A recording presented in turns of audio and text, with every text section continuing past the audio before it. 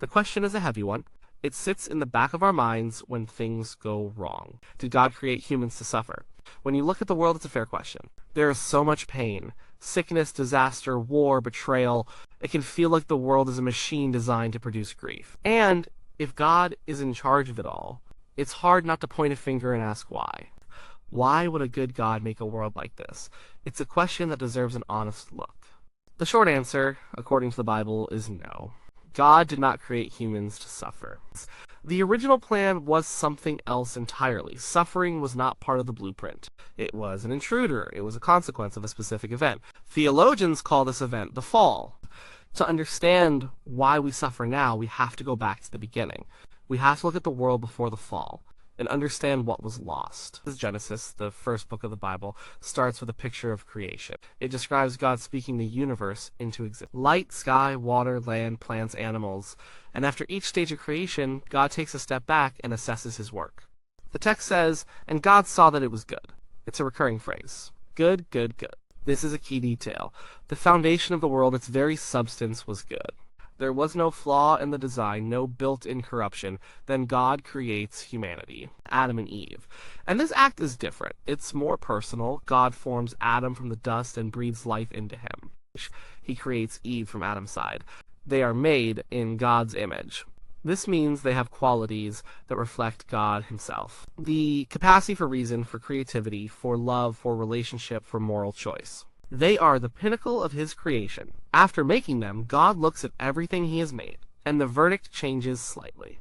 It's not just good anymore. The text says, "And God saw everything that he had made, and behold, it was very good." This very good world is described as a garden, Eden. It's a place of perfect harmony. There is harmony between God and humans. Adam and Eve walk with God in the cool of the day. There is no fear, no shame. Their relationship is open, direct, and intimate. Imagine a friendship with no baggage, no insecurity, no misunderstandings. That was their relationship with their creator. There was also harmony between the two humans. The text says they were naked and not ashamed. This isn't just about a lack of clothing, it's about a lack of barriers. There was total vulnerability, total trust, and no hiding, no pretending, no fear of judgment. Their relationship was pure. There was harmony between humans and nature. Adam is given the task to work the garden and to name the animals. It's not a chore, it's not toil, it's a creative, joyful partnership with the created world. The ground isn't fighting against him. The animals are not a threat. Everything works together. And finally, there was harmony within themselves. They had peace. No anxiety, no depression, no self-doubt. They were whole. In this original state, there was no death, no sickness, no pain.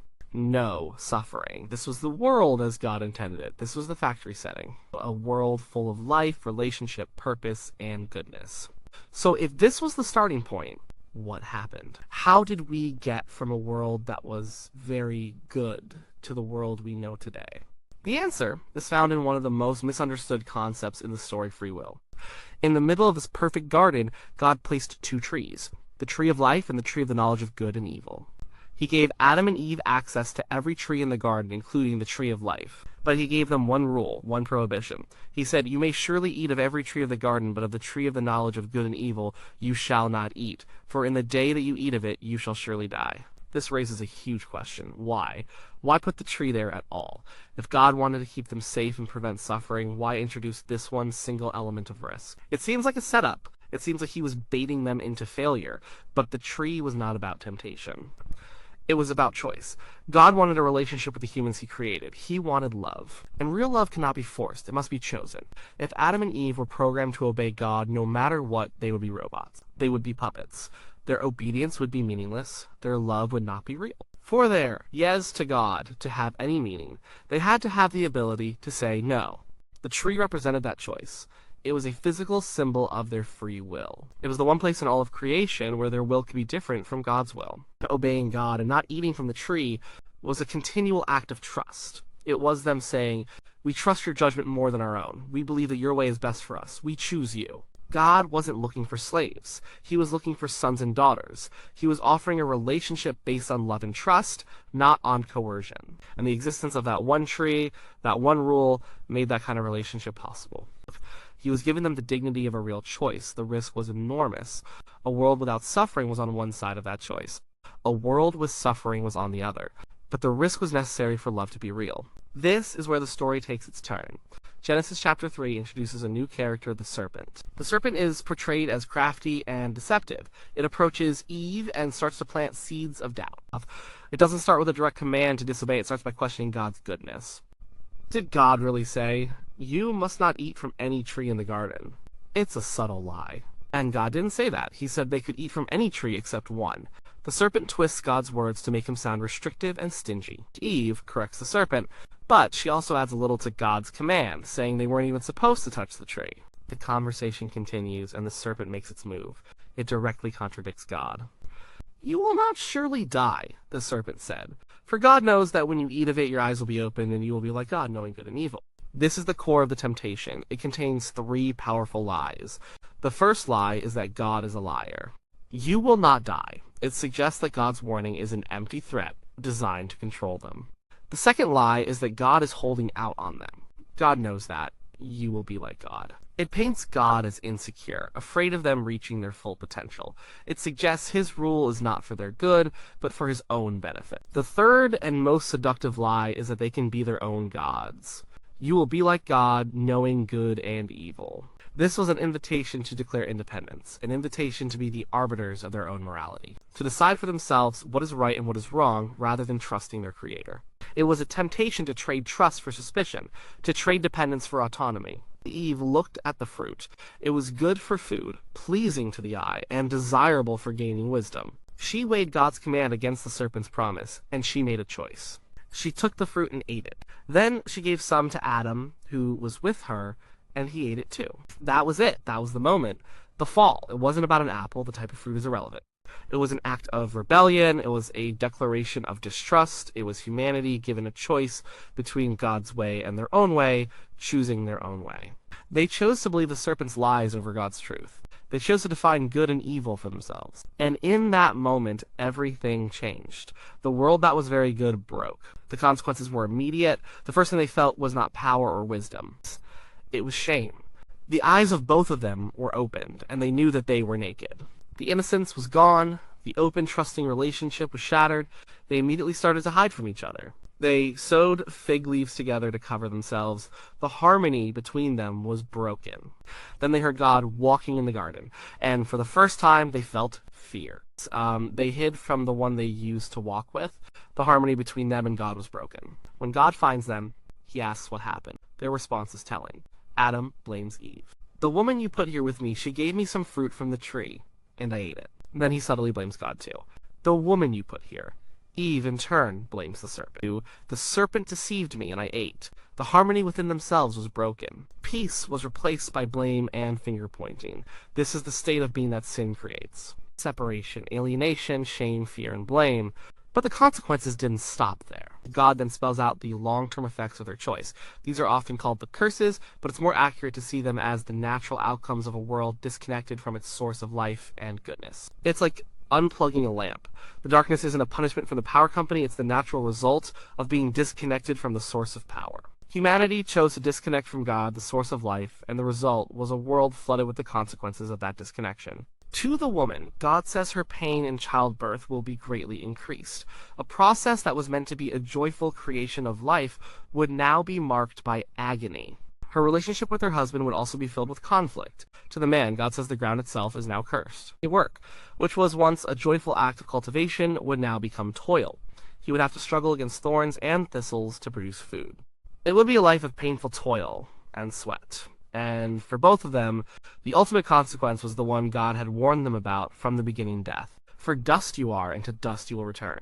Physical death entered the human experience. Their bodies would now decay and fail. The entire system of creation was thrown out of alignment. The harmony was gone. The world was now a place of conflict. Humans against nature. All humans against each other. Humans against themselves, and humans separated from God. This is the world we were born into. This is the origin of suffering. Suffering is not what God designed. Suffering is a symptom of a broken world.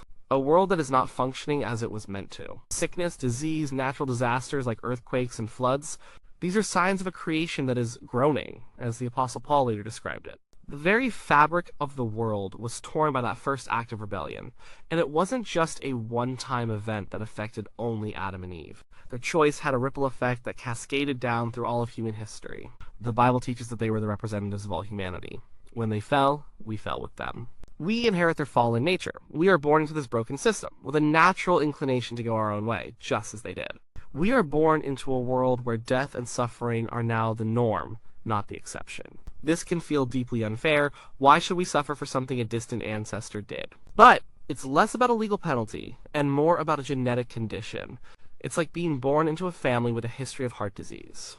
You didn't choose it, but you inherit the predisposition. Humanity inherited a condition of spiritual separation from God. And a world separated from God is a world where things fall apart. So, to go back to the original question, did God create us to suffer? The answer from this story is a clear no. He created us for a world of harmony and life. Suffering is the direct result of humanity's choice to reject God's goodness and to seek autonomy. We, in a sense, chose suffering when our representatives, Adam and Eve, chose to eat from the tree. We chose a world where we define good and evil, and that world is inherently a world of conflict and pain. But the story does not end there.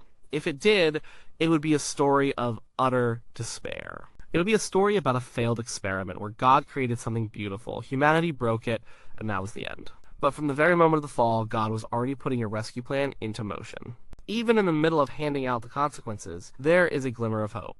When God is speaking to the serpent, he says something cryptic. I will put enmity between you and the woman, and between your offspring and her offspring he will crush your head, and you will strike his heel. Christians see this as the very first prophecy of Jesus. It's a promise that one day, an offspring of Eve, a human, would come and deliver a fatal blow to the serpent, to the source of evil and deception. This rescuer would be wounded in the process. You will strike his heel, but he would ultimately be victorious. He will crush your head. This sets the stage for the rest of the Bible. The entire Old Testament is the story of God working through a specific family, the family of Abraham, to prepare the world for the arrival of this promised rescuer. It's a messy story. It's full of flawed people, suffering, and failure, but through it all, God is patiently and persistently moving his plan forward. And then, at the right time, the rescuer arrives, Jesus. The Christian claim is that Jesus was not just another prophet or a good teacher. He was God himself taking on a human body. God didn't stay distant and detached from our suffering. He entered into it. This is the most profound part of the answer to the question of suffering. For God's response to the world's pain was not to erase it with a snap of his fingers. His response was to share in it. Jesus was born into the broken world. He lived a life that was familiar with grief. He was poor. He was misunderstood. He was betrayed by his friends. He was rejected by his own people. He was falsely accused, he was tortured, and he was executed in one of the most brutal ways imaginable: crucifixion. The cross is the center of the Christian story, and it is the ultimate answer to suffering. On the cross, Jesus experienced the full weight of human sin and its consequences. He experienced the separation from God that Adam and Eve chose in the garden. In a mysterious way, the author of life experienced death. The perfectly good one experienced the full force of evil. Why? So that he could defeat it from the inside. He took the curse upon himself to break its power. He absorbed all the pain, all the sin, all the death of humanity, and he exhausted its power. His death was not a tragic accident. It was a rescue mission. It was the heel strike that the serpent delivered. But the story doesn't end with his death. 3 days later, he rose from the dead. His resurrection was the head crush. It was the decisive victory over sin and death. It proved that death does not have the final say. It was the beginning of God's new creation. It was the guarantee that what was broken in the garden canon will be fixed. So what does this mean for us living now? We still suffer. Christians get sick. Christians experience loss. The world is still clearly broken. If Jesus won the victory, why is there still so much pain? The Bible presents our current reality as an overlap. The war has been won, but the final peace treaty has not yet been signed. The victory is secured, but the enemy is still thrashing about in its death throes. We live in a period that theologians call the already and the not yet. The kingdom of God has already broken into the world through Jesus, but it has not yet come in its fullness. This means that for now, suffering is still a part of the human experience, even for those who follow God. But it's different now. Because of Jesus, suffering is no longer meaningless. It's no longer the final word. For those who trust in him, God can use suffering to accomplish good things. It can build endurance, it can shape our character, it can make us more compassionate towards others who are hurting. It can strip away our self-reliance and teach us to depend on God. This doesn't make suffering good. Suffering is still an evil, a result of the fall. But it means that God is powerful enough to take the worst things in this broken world and redeem them for a good purpose. Most importantly, the Christian story gives us hope. It promises that this current state of affairs is temporary. The story doesn't end in Genesis 3 with the garden being lost. It doesn't even end with the Gospels and the cross. It ends with the book of Revelation, which gives us a picture of the future. It describes a new heaven and a new earth. It's a restoration of the original plan. It's Eden, but even better. It describes a place where God will dwell with his people again, just like in the garden. And it makes this incredible promise: he will wipe every tear from their eyes. There will be no more death or mourning or crying or pain, for the old order of things has passed away. This is the final destination. This is where the story has been heading all along. A complete and total end to all suffering, a world where the harmony is restored, where there is no more sickness, no more injustice, no more grief, no more death, where the effects of the fall are not just patched up, but completely erased and replaced by something far more glorious. So, when we ask if God created humans to suffer, the biblical narrative gives a layered but consistent answer.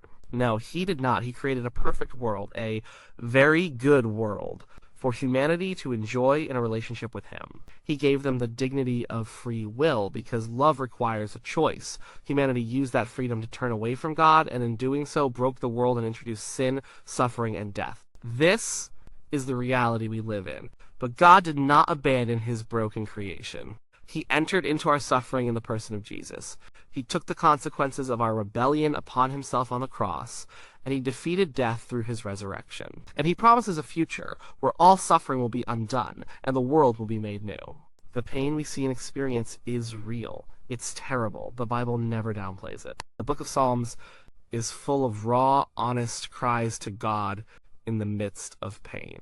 But it frames that pain not as the intention of a cruel creator, but as the tragic consequence of a broken world. And it offers a profound hope that the one who created the world is also the one who is in the process of redeeming it, and will one day restore it to a state beyond what we can even imagine. A state where suffering is a forgotten memory. That was the original plan, and that will be the final reality.